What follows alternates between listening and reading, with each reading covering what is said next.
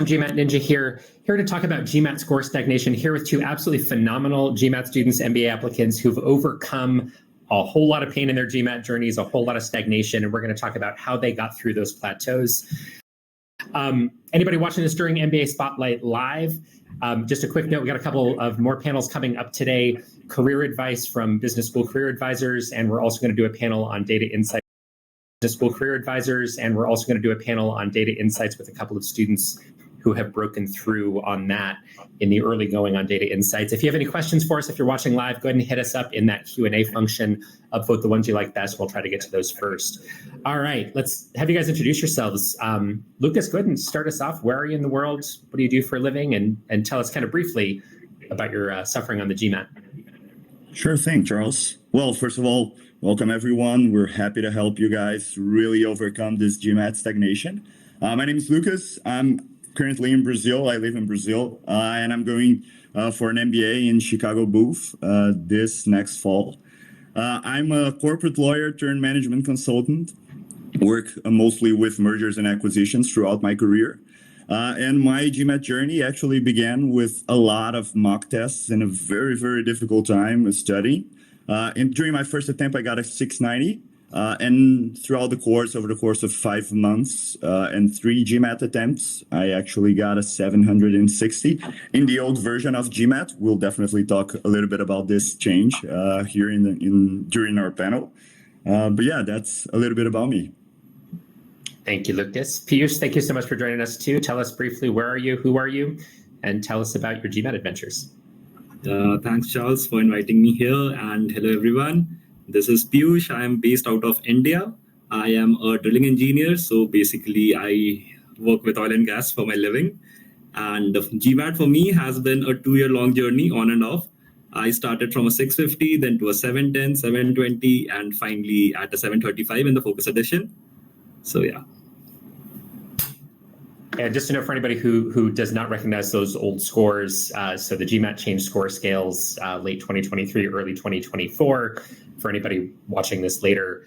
So that 725 that Piyush got on his last attempt at the GMAT Focus, that's equivalent to something like a 760 on the old test. So the scale changed a little bit.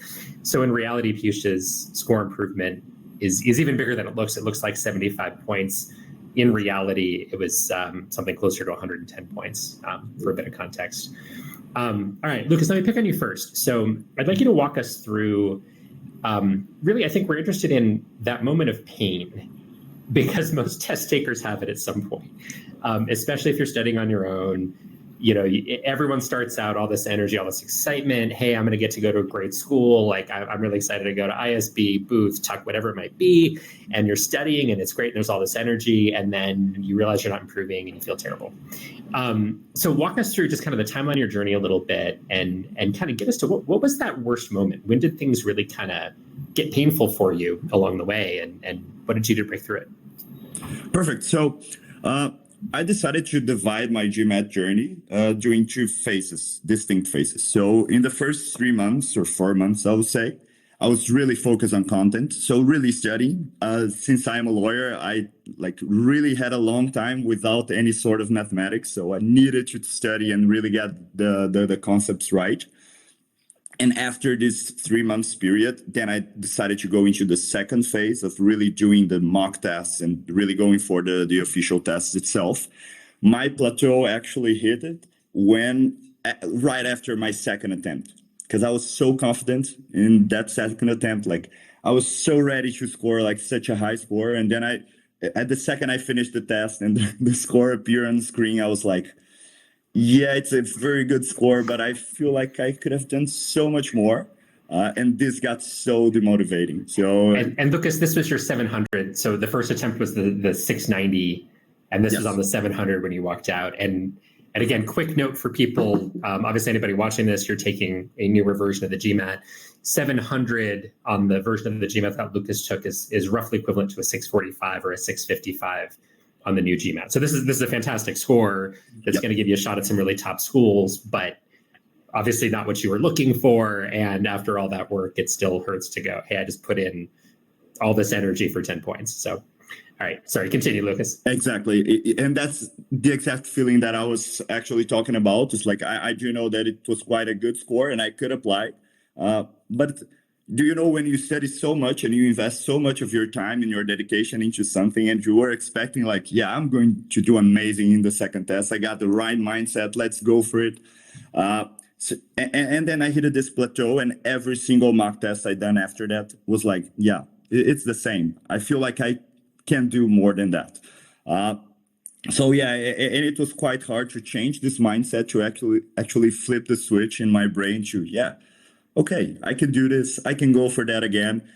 Just to give you a little bit of time reference, after my second attempt, I was already like way past the time that I should start like writing the application and the essays and all this stuff.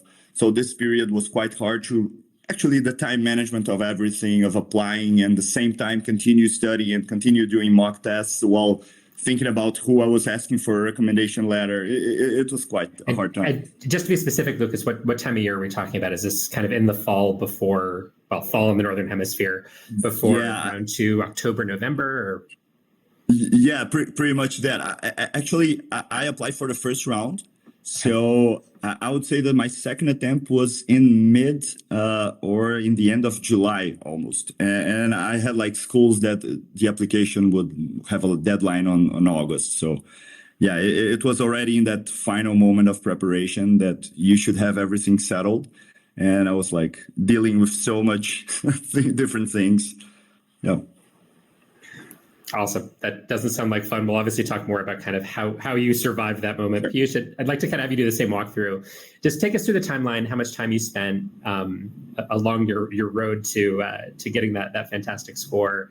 And I want you to really highlight, like, what was the worst moment? What was the moment where you said, maybe business school is not for me, whatever terrible things went through your head at that moment, which again, they go through almost everybody's head at some point here. So go for it, Piyush. So this happened actually twice for me.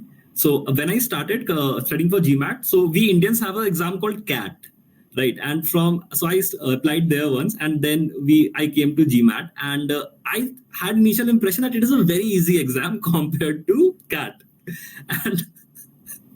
and you know what happened? Like the first time I gave my GMAT, I was at a 650. I'm like, okay, not so easy after all. And then I started studying. Picking up the concept, sentence correction, critical reasoning.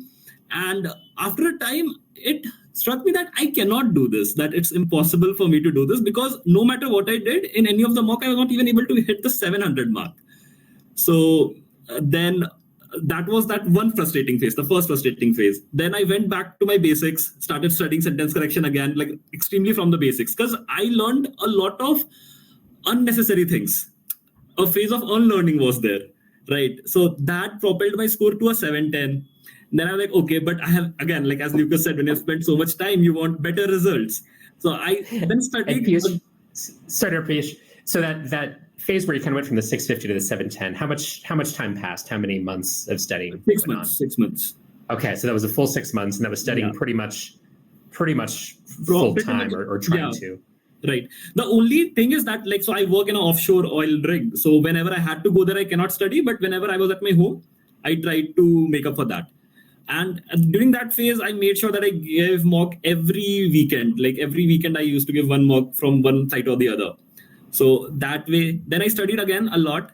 And I thought this time that I know everything now. CR is in control, RC is in control. And I went to give the exam after 2 months. And I was able to get just a 720. So just a 10 mark increase. So... And a little bit of context. And I'm sorry to interrupt once again, Piyush. Just context for viewers. Old version of the GMAT. So these scores where Piyush is walking out feeling terrible with a 710, 720, saying, hey, it's a really good score. Again, old version of the GMAT, these scores are equivalent to something like a 665, 675 on the current version of the GMAT.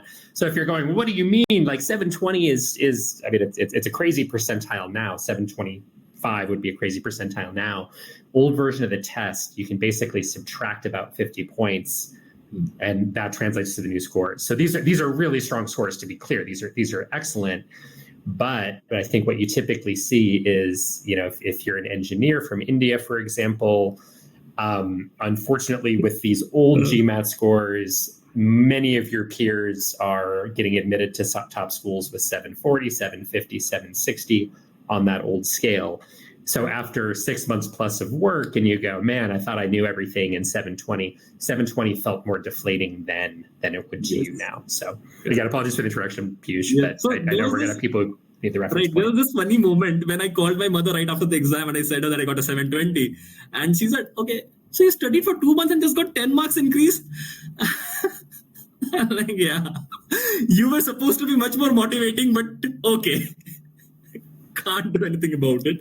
And then I applied for ISB with that 720. I stopped studying for GMAT and I got waitlisted in ISB. And then finally I got rejected. On March 30th, I got rejected. And I had that feeling that it might not happen. So right from 1st March this year, I started studying again, picking up the basics, seeing what is in DI, what has changed, what is same. And on 27th April, so a continuous 2 months, I was able to get at 735 in this focus edition. I love it. Okay. We're starting to get some interesting questions from the group here. And I want to kind of fairly rapid fire here, address some of the ones that I think are a little bit aspirational. So for example, and again, as always, apologies for mispronunciations of names. Uzo, is it possible to attempt GMAT once and hit a 700 plus score? Anything's possible. I mean, there are people out there certainly that can roll out of bed and with minimal studying, get a crazy high score. Those people exist. They're exceedingly rare. A 700 on the new GMAT is an absolutely phenomenal score. Piyush, total months of study time. Okay. So total number of attempts and total amount of study time to get to your 725. So if you count from end to end, so 4 attempts, 2 years. So there you go, right? And I think that this is again, what does typical mean?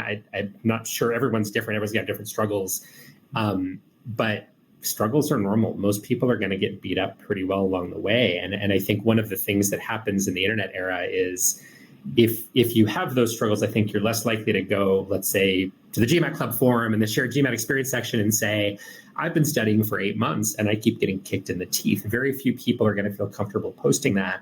And even if they do, that post isn't going to get the attention that somebody who says, I rolled out of bed and in 3 weeks, I scored in 895 on the GMAT. Obviously impossible, but those posts get all the attention. So I think sometimes we get a warped view of what's normal. And for what it's worth, yes, of course, there are people that can take it once and get this amazing score. But I think these experiences are much more typical. Similar idea here. Thank you so much for the question, everybody. Anshika, and again, apologies for any mispronunciations. Is it common for people to do it in 3 months? What does common mean? Once again, I think your experience of prepping for 3 months and you don't feel ready, extremely common. It's extremely common. And here's to you guys who are obviously, wildly talented here and, many, many, many months of prep. And again, your journey might be different. Maybe month number 4, the light bulb goes on and you get your score. Also keep in mind, 700 is a really tough score to get now.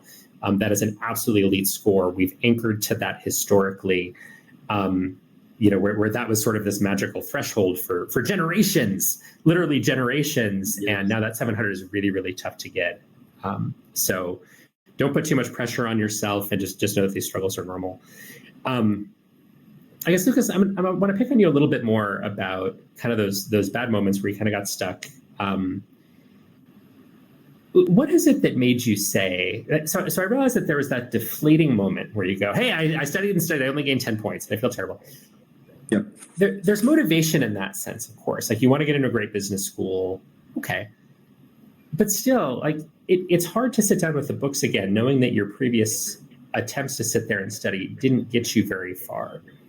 So I guess what was that like for you and what kept you going? Like, what is it that kept you motivated once you'd been that thoroughly deflated and had that feeling of, and again, the score is good. You could have applied with that 700 and had some good options. So how did you keep going? How did you keep motivated? How did you stay positive? Sure. And that's such a foundational question. I would say the first thing is actually to recenter yourself. You really need to redefine what you want and to find this motivation. And I truly believe that a lot of this surpasses the idea of shutting down the peer pressure. At least for me, when I was applying here in Brazil and as a management consultant, like I started to see like everyone getting great scores or better scores than I did. And I was like, yeah, that's it for me.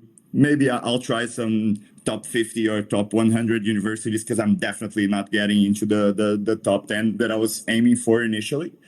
And you truly need to rethink that it is possible, actually.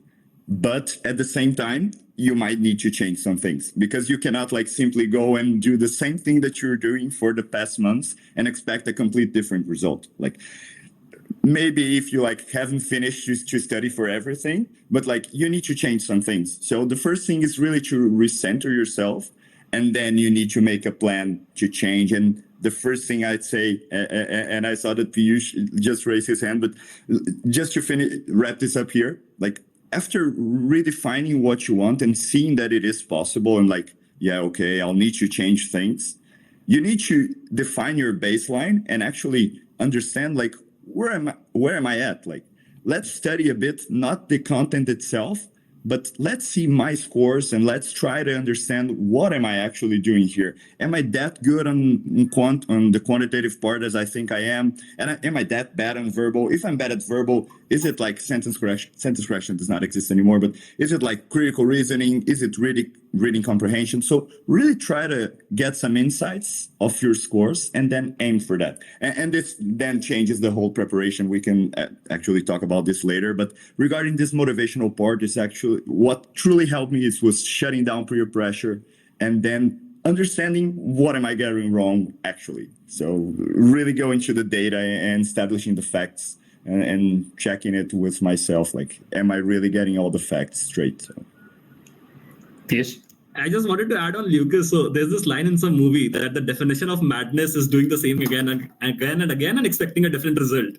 So exactly this worked even for me. So like the first step was to realize and internalize that there's something I'm doing wrong, to accept that in the first place. Because in the 720 attempt, I was like, I have done everything.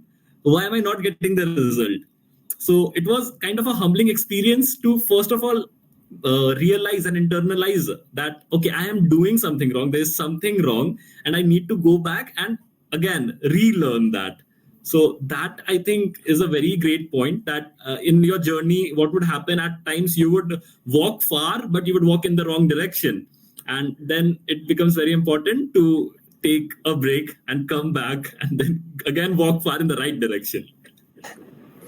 And it's a perfect segue into a question that we're getting from a viewer.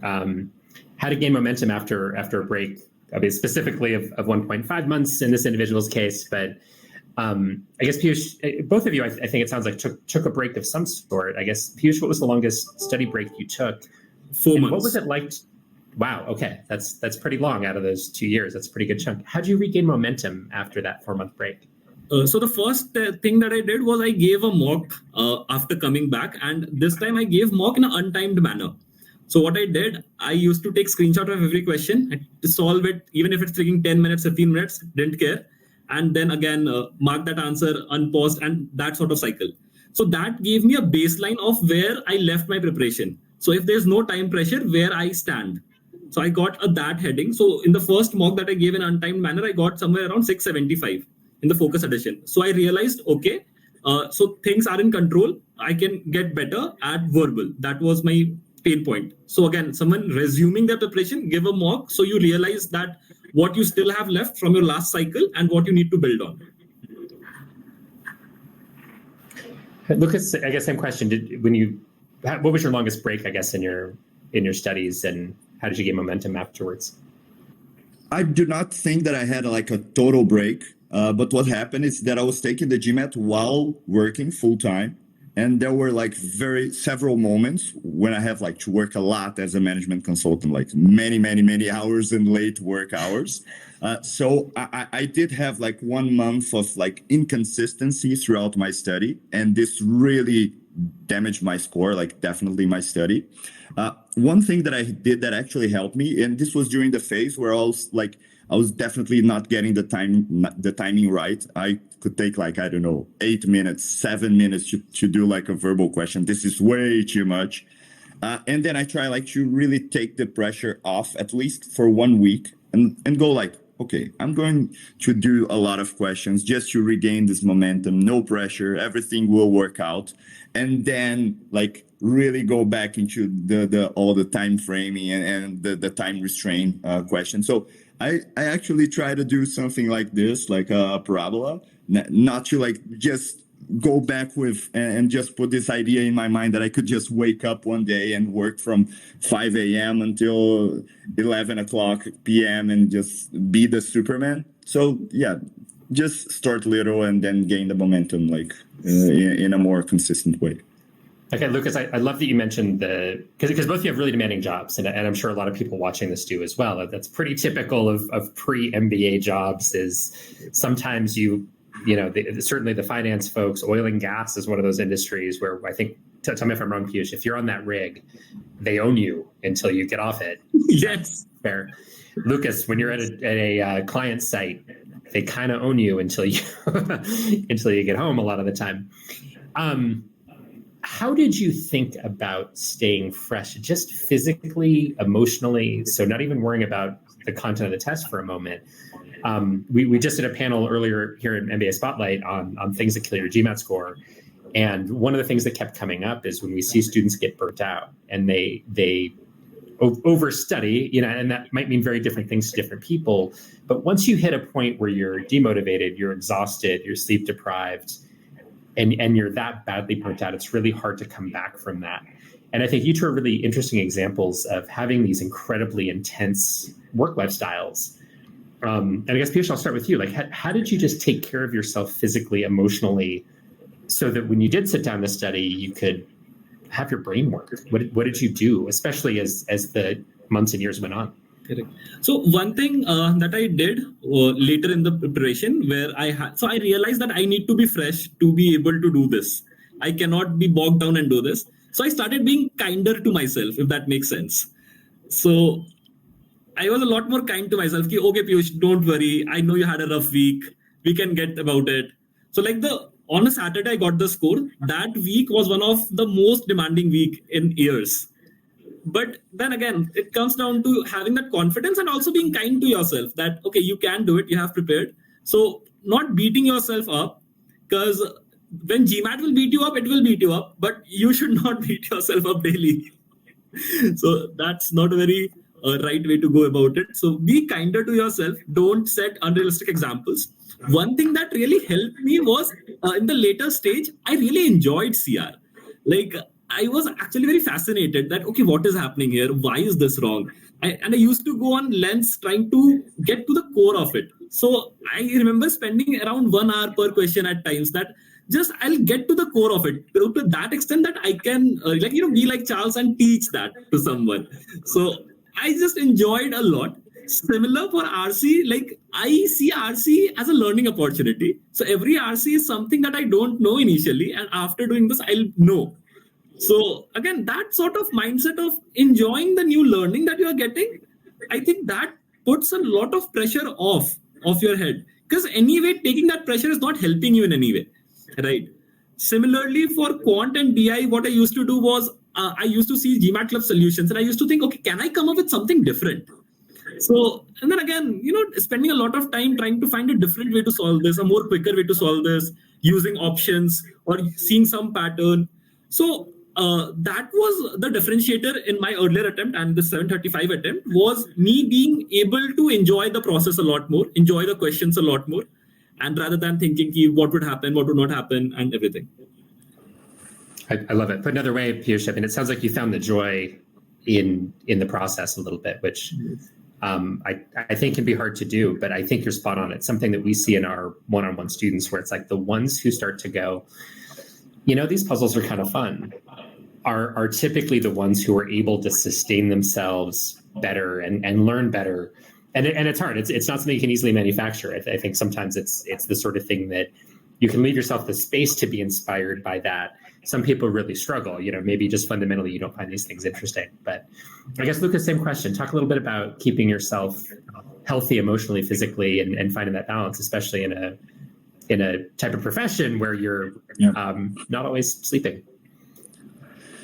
Yeah, I'll go back to that idea of self-reflection. I truly believe that you need to understand yourself. One thing that I did was I realized that I was so tired after working, so I needed to reschedule my study time to the morning, where I was very refreshed. So, but it all goes back to self-reflection, and this idea that Piyush just mentioned, it's so true. And even if you're manufacturing, I believe it still works. The fake it till you make it stuff.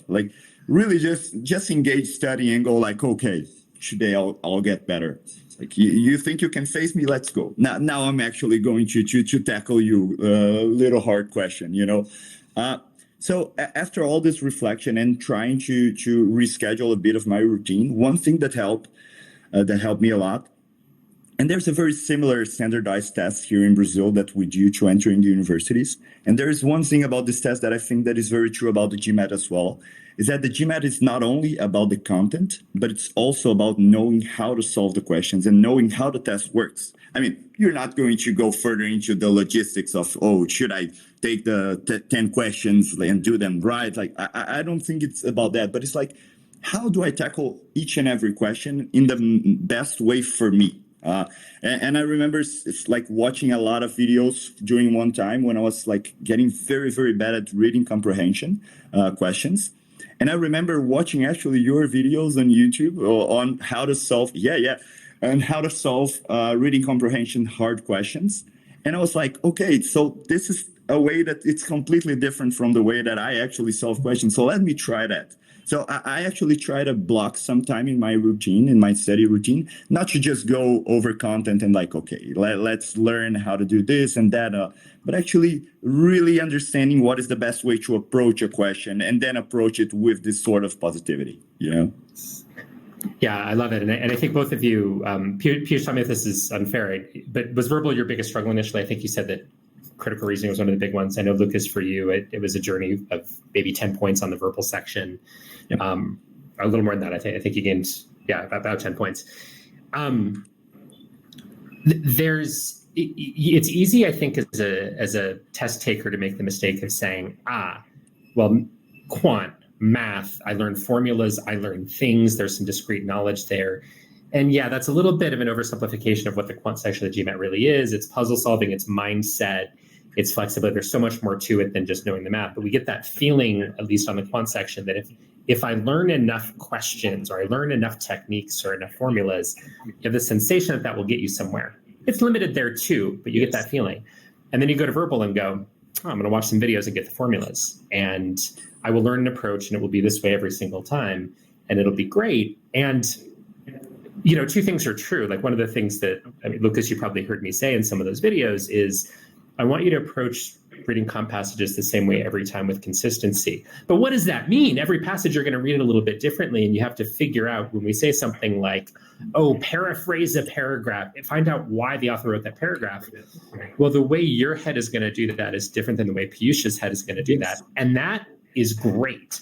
That's what you want, is to make it your own. Take these techniques that you learn, particularly on verbal data insights, make it your own and make it really work for you. And I think if you're taking something from a test prep company, no offense to any test prep guys here, and you just say, I'm going to do exactly this, and I'm going to follow it, it's going to limit you. You have to be introspective, I think, the way you have been.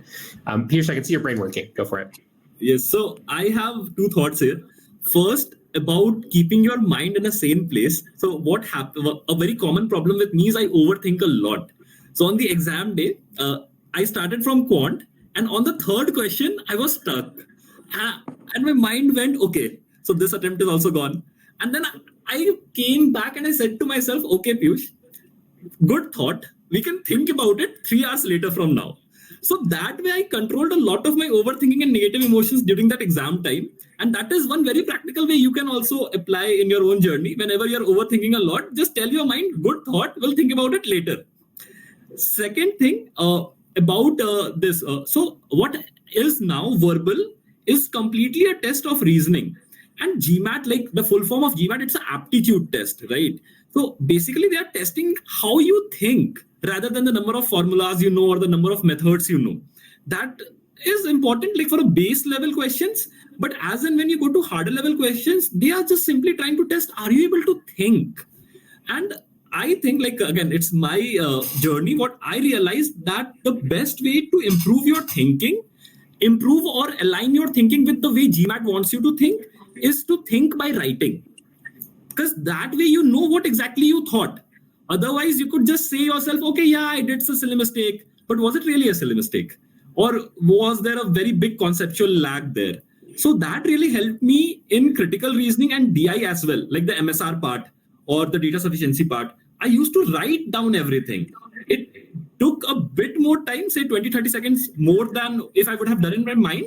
But then again, I was sure that I'll get it right once I write it down, because then I don't miss anything. I don't miss any of the caveats there, any of those not, only, more, that kind of words there. So again, being very present and again, like, so thinking, practice by writing what you think, and that way you can improve your thinking by knowing exactly what where you went wrong. And Piyush, I'd love to bring this up. And again, everyone's different as far as how they process information. To use a slightly nerdy term here, I mean, it sounds like you're a very kinesthetic learner or a very kinesthetic processor of information, which means that when your hand's moving or your body's moving, it helps your brain work. Yes. And one of the things, I say this sometimes in reading comp videos in particular, one of the things I learned from my now wife when she was in law school 12, 15 years ago now, she had a different colored highlighter between every finger. She'd sit there with 4 different highlighters, and she would highlight every single word in her law textbooks. And I'm like, I walk in one day, she's studying, I'm like, what are you doing? And like, are you color coding every single word in those books and you're going to look back at it later or something? And she's like, yeah, but that's not the point. I was like, what are you talking about? And she said, well, I found out that if my hand wasn't moving, my brain wasn't working, and I'd be just sitting here, and all of a sudden I'd look up and realize that a month had passed and I was still on the same page.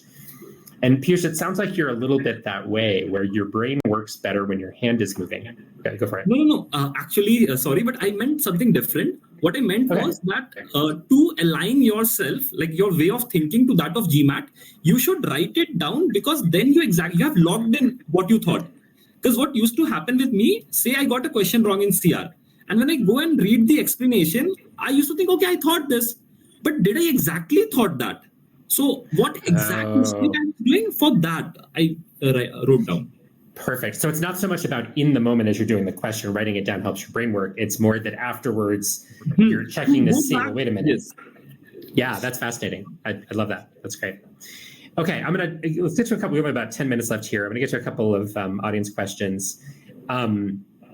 So how to get better at choosing questions to let go and data insights. We're actually not going to address that here because we're going to do a whole panel on data insights in just a moment with a couple of test takers who broke through. They had their score stagnation at some point and they made big leaps on data insights. So we will address that then. Please join us for that. And I got another one here on data insights. And this is a fantastic question. I think also applies to verbal. So understanding the given data, thinking through what this really means, same thing. We'll address that in the data insights panel. Come join us for that. Feel free to re-ask your question there. A question that has been at the top of the upvotes kind of for the whole time we've been talking. And I kind of love this question. I've been saving it. And again, as always, apologies for mispronunciations. Thank you for this, Nitesh. Do you have any tips for magically turning my stagnant GMAT score into a soaring success, preferably without actually studying more? This is the kind of question that's on a lot of people's minds. Is there magic? I'm stagnant. What do I do without actually studying more? And I guess, Lucas, I'll go to you on this. I guess, how would you respond to this, given kind of your experience going through all this?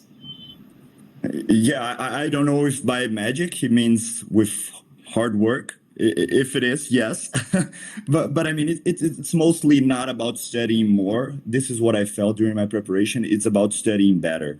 And I'm going to take out of this philosophical idea here and actually go further into exactly what I did when I'm talking about GMAT stagnation. So how did I actually learn how to solve questions better? I'll take this reading comprehension example. I remember like one day that I was like, okay, I need to learn how to do this. So I'm going to watch a bunch of videos, yours included, on how to solve this sort of questions. And then I actually put this to practice. So I took like 8 questions. I divided into like 4 groups of 2 questions. And I decided for each group, I'm going to take and try to solve this question in a different manner. So for the first group, I'm not going to read the full text. I'm just going for the stem and then try to find during the test. And I hate this way, but I tried anyway. For the second group, I was like, okay, I'm going to read the whole passage word by word, understand each paragraph, what was the author's intention, and then solve the questions. And I had like this, I did that to like every sort of question, to data sufficiency, to problem solving, like how is the best way to approach, but for me. So actually take question, like do the thing. Because when we're talking about motivation, like, I don't know, but at least for me, I get like so much time wasted on thinking, oh, I'm so motivated. And then I don't actually take all this motivation to action. So try. I mean, the whole word, like the two words that summarize the GMAT for me was like try and then consistency, and try consistently. So this would be like a way to truly magically be better during your work. I would say, at least for me, this is how it worked. Piyush? My debrief on GMAT Club is titled, "There is no magic formula to success." I was looking from one coaching to another. So I actually spent a lot of money on various coaching, searching for that magical formula. Believe me, there exists none. There is a simple process that you need to follow. And again, finding the best process that fits you. But then you need to, again, try again, fail again, and find the best place for yourself. And that is the key. If there's any magic, that is the magic. I love it, you too. Okay, we're coming up on the end of time here, and I think we've gotten a really good sampling of answering audience questions here. I guess the one thing we haven't really talked about in huge detail is where you guys are in life now. Kind of what's next for you. I guess Piyush. So you got rejected from ISB. What's next for you? And I guess briefly tell us what you want to do post MBA. Why are you doing all this to yourself? So actually, I am very passionate about the energy industry. My mother used to work at a refinery, like in a remote town in India. So that way, and then again, coming back to industry, like I'm in an upstream. So I'm more of an extraction guy. My mother was a refiner, so to say. So that way, I see this as a like, great opportunity to be the part of this industry. And that is what is pushing me. And that is what has kept me going. Next for me is, again, I'm preparing for the September intake session and making up my application, resume, and everything. That's going on. And you don't have to share your school list, but can you tell us a little bit about other particular schools you're targeting or regions or anything like that? So ISB definitely, because that's a lost love. And more schools like in US, I'll be applying. So Columbia actually interests me a lot. So that is definitely where I'm applying. And others, I'm yet to decide. Awesome. If anybody's watching from Columbia ISB, look at this guy. Look how you want this guy in your class. He's a ton of fun, positive energy. Look at this guy's energy. Somebody go talk to somebody in admissions committee. Get this guy in because he's awesome. Lucas, where are you in your career in business school journey? Because I don't think we talked about it at the open. I think we talked about it backstage. Yeah, so I believe that after getting my GMAT score and my application and everything, I set a mission to never take another GMAT test again. Oh, I'm just kidding. I actually ended up enjoying the GMAT. But yeah, so I actually got admitted to Chicago Booth MBA, and I'll be starting this fall. I recently left my work, so I'm in those like couple of months where I have mostly nothing to do rather than enjoy life and read books and meditate and like play video games. So my life is pretty good right now. I would say that. But yeah, I'll be moving to Chicago from Brazil to the US probably next month. So yeah, I'm in this good moment that like after the MBA, I don't know how many time I'll have free since I have a huge loan now. But yeah, that's pretty much it. Awesome. What do you want to do post MBA, Lucas? So as a corporate lawyer and as a management consultant, I work mostly with M&A. So I want to get like really more into M&A after the MBA, probably doing some corporate strategy, corporate development in big corporations. So really do like this more strategic investor stuff with M&A in mind and doing this holistically. So from law to consulting to strategy to integration from many different ways. I love it. Gentlemen, Piyush, Lucas, this has been so much fun. Like I've lost count a long time ago, dozens and dozens of these little conversations. Piyush, go for it. Can I put my LinkedIn? So like there are a lot of questions, a lot of people are asking questions. So can I put my LinkedIn if that would help them to connect? Yeah, absolutely. If you want to toss it in the chat, go for it. We could even put it in so once this goes up on YouTube, we are getting questions. If you're wondering if this is going to be available later, yes, this will go up on YouTube in a couple months. It will be available at MBA Spotlight, I think until the end of the week if you're watching this live. But yeah, by all means, Piyush, if you want to toss your LinkedIn into the chat, go for it. And we can ask the GMAT Club team to toss it into the YouTube description if you want. We can circle up on that. Yeah. But gentlemen, seriously, I've done dozens of these conversations, and this has been an absolute blast with you guys. It's been one of the funnest ones I've done, just because the energy and the positivity, and I think I was saying this to you guys backstage, is that I think that it seems so obvious to me that that's so much of what carried you through the stagnation. And I think for anybody watching who's starting to struggle, just know, A, it's normal. B, I think the more you can do this with a smile on your face, get to know yourself in the process, try to do that with a smile on your face, I think the better off you are. So gentlemen, thank you so much for doing this. And everybody, thank you so much for watching, and we will see you in the next session. Amazing.